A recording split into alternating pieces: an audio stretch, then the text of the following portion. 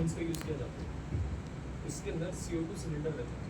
जो CO2 cylinder रहता है वो उसमें अपने को यहाँ से प्रेशर एडजस्ट करते हैं अपने यहाँ से, इधर से कम करना है ज़्यादा करना है।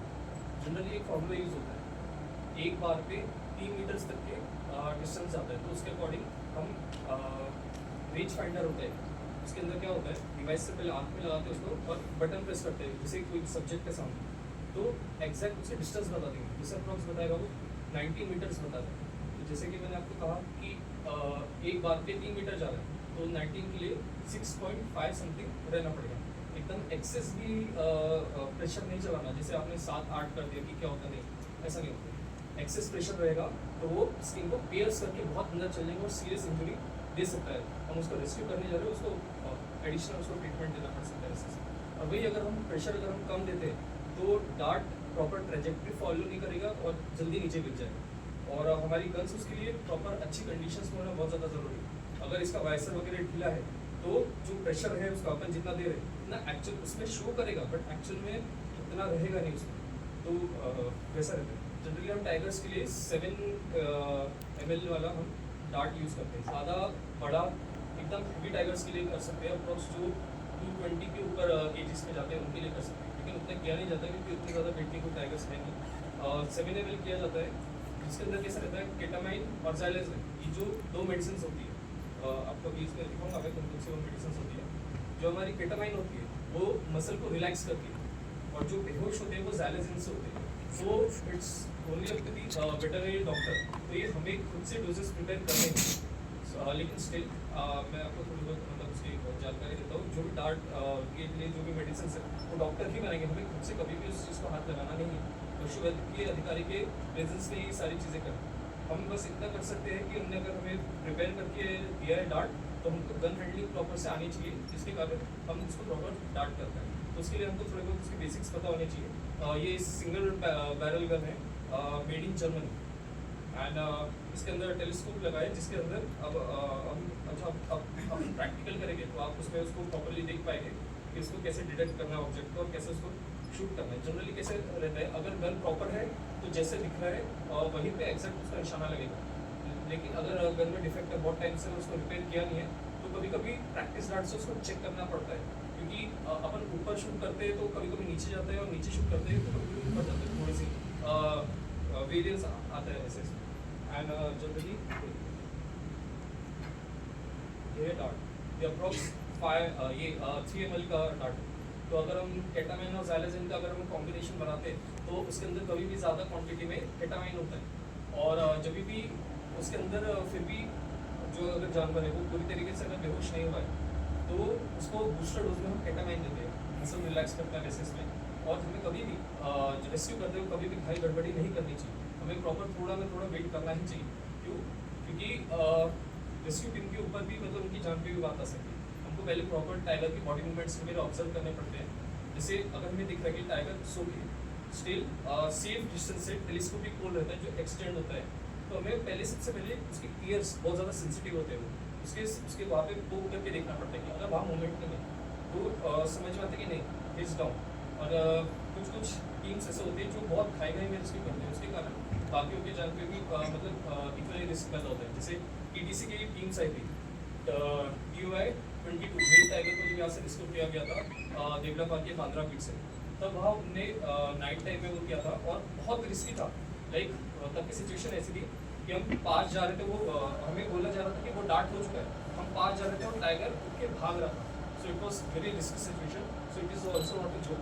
सो हमें रेस्क्यू ऑपरेशंस को जोकिंगली नहीं लेना चाहिए, सीरियसली अलर्ट होकर सारी चीज़ें देखनी चाहिए।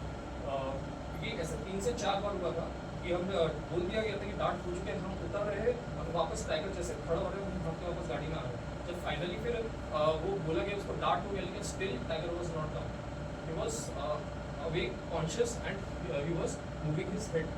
सो बहुत रिस्की रहता है इसमें। तो उनने जनरली क्या किया, एक वाई शेप स्टिक्स होते हैं उनके पास में, तो उनने उसके हैंड में ऐसा प्रेस किया, 2-3 शीट्स थे जिससे ऊपर ऐसा वेट डाला गया, एंड उसके जो स्नेयर पोल्स रहते हैं उसमें उसके पैर रखा गए और रस्सी से उसके पैर बांधे गए। जनरली ऐसे नहीं किया जाना चाहिए। राजू सर जब इससे पहले तुमने भी बोले थे, उन्होंने बहुत ज़्यादा घाई में रेस्क्यू किया, ऐसे नहीं करना, क्योंकि इट इज़ वेरी रिस्की।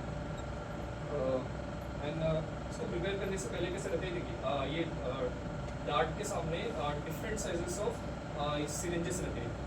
ये वेरी करते हैं अपन किस जानवर पे डार्ट कर रहे हैं, हर एनिमल के हिसाब से डिफरेंट साइज के नीडल्स आते हैं।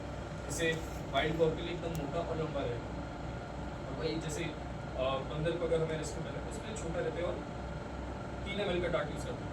और जनरली उसको ऐसे बनाते हैं कि ज़ैलेसिन बहुत ही कम, अप्रॉक्स अगर हम बोला जाए तो 0.1 ml of xylazine and 1.9 ml of ketamine, और बाकी जो रेस्ट ऑफ दी रहता है उसमें थोड़ा बहुत अपन डिस्टिल्ड वाटर यूज़ करते हैं। हम नॉर्मल वाटर उसमें यूज़ नहीं कर सकते।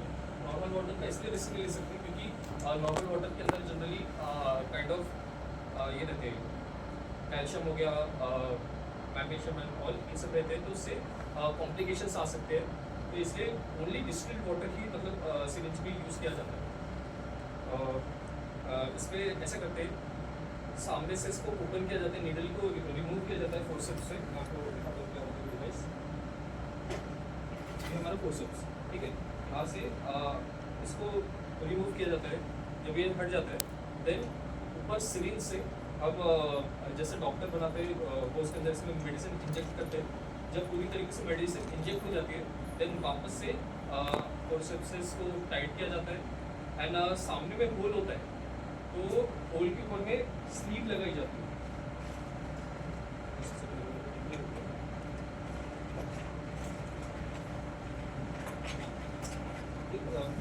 थोड़ी देर में आपको लिख के बताता हूँ एग्जैक्टली कहाँ पे है। जनरली वो ग्रीन या पिंक कलर की होती है, जो एक काइंड ऑफ कैप की टाइप होती है, जो उसको प्रोटेक्ट रखती है।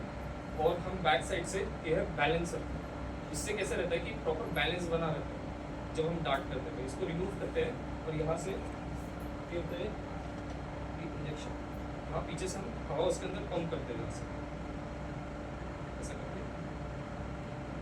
जब ये पीछे छोड़ने लगते हैं हवा, मतलब रेजिस्टेंस देता है बैक साइड में, तो काइंड ऑफ वो it was ready, it is ready.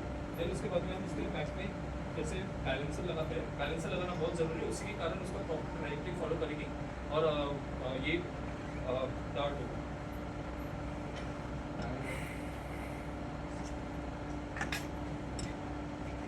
कभी भी शूट करने से पहले प्रैक्टिस डार्ट शूट किया जाता है, और इस सेम तरीके से इसको भी प्रिपेयर किया जाएगा। लाइक आगे साइड में आगे साइड से मेडिसिन इसके अंदर डाली जाती है, सिरिंज से फुल होता है ये। देन बैक साइड्स फिर नीडल लगाते हैं उसके ऊपर, देन स्लीव लगाते हैं, फोर्सेप्स से उसको पूरी तरीके से टाइट करते हैं, क्योंकि अगर अपन वो स्लीव लगाएंगे नहीं तो पीछे से हवा जब अपन प्रेस कर रहे हैं तो वाटर वो होल से बाहर निकल जाएगा वैसे, इसलिए वो कैप लगाना ज़रूरी है। देन इसके बाद में ऐसे करके हमारा डार्ट रेडी हो जाता है। और ये डिफरेंट टाइप्स की गन्स आती है, जैसे ये है टेली इंजेक्ट, एक डैन इंजेक्ट भी आती है और एक टेली डार्ट भी आती है। जो हमारे DTC वाले यूज़ करते हैं वो टेली डार्ट है, उसकी एक्यूरेसी ज़्यादा रहती है। ये जो CO2 बेस्ड जो भी गन्स होती है ये बहुत accurately up to it can do the darting up to 25 meters तक बहुत एक्यूरेटली कर सकती है, unless there is no leakages and all, मतलब अगर उसकी तो बहुत एक्यूरेटली और अच्छे से काम करेगा। वैसे इसमें जनरली हमको उसको पहले से ही रेडी रखना पड़ता है, क्योंकि अगर हम वक्त पे सब देखेंगे प्रेशर है नहीं है तो बहुत लेट हो जाएगा, एनिमल उतना ज़्यादा आपको टाइम नहीं देगा। काइंड ऑफ अगर हम जैसे किसी अगर छोटी रेस्क्यू करें, काइंड ऑफ हम सांबा वगैरह को कर रहे हैं तो उतने देर तक वो आपको टाइम भी देगा ना आपको, इसलिए आपको पहले से रेंज फाइटर से देख के आपको एकदम सब रेडी करके रखना है।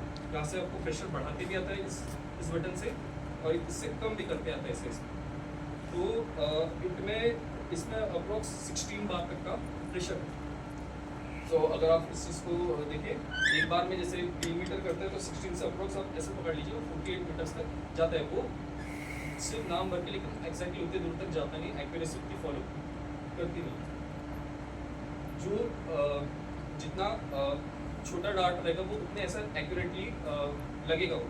जैसे जैसे डार्ट बड़ा हो जाता है तो एरोडायनेमिक्स में थोड़ा फर्क आता है, और जितना बड़ा डार्ट रहेगा उतना फोर्सफुली भी वो लगेगा, क्योंकि उसका मास बढ़ जाएगा तो उसका इम्पैक्ट भी बढ़ेगा।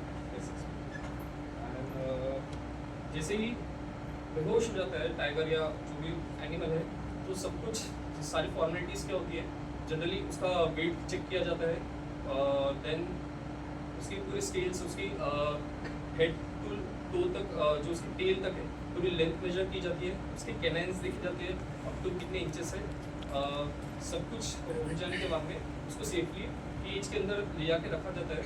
देन वहाँ पे डॉक्टर जब सब चेक कर लेते हैं, देन उसके बाद में उसमें रिवर्सल इंजेक्ट करते हैं, जो होता है यूरिनबिम करके होता है। यूरिनबिम it's a reversal drug. Ketamine और ज़ैलेज़िन का जो कॉम्बिनेशन लगता है वो भले ही देखेगा टाइगर, आपको लगेगा जब वो डार्ट होकर बेहोश रहता है ना, ही विल ब्रीथ, और मतलब उसमें अपने को घबराने की जरूरत नहीं, क्योंकि जिंदा है तो ब्रीथ तो करेगा ही। एंड काइंड ऑफ वो पैनिक हो जाते कि अचानक से क्या हुआ, क्योंकि काइंड ऑफ वो उसकी लाइफ का फर्स्ट इंजेक्शन होता है। सो वो ऐसे में थोड़ा पैनिक कर जाते हैं, इसलिए उसकी ब्रीथिंग बहुत ज़्यादा फास्ट हो जाती है। तो इसमें अपने को उतनी डरने की बात नहीं। जब अपने को डॉक्टर ने थम्स अप करती है येस ही इज़ डाउन, सो हम एकदम अच्छे से उस चीज़ को रेस्क्यू कर सकते हैं। तो रेस्क्यू टीम को एकदम स्टैंड बाय में रहना चाहिए, लेकिन कोई भी गलती नहीं करने, एकदम अलर्ट होकर पूरा रेस्क्यू ऑपरेशंस परफॉर्म करना चाहिए।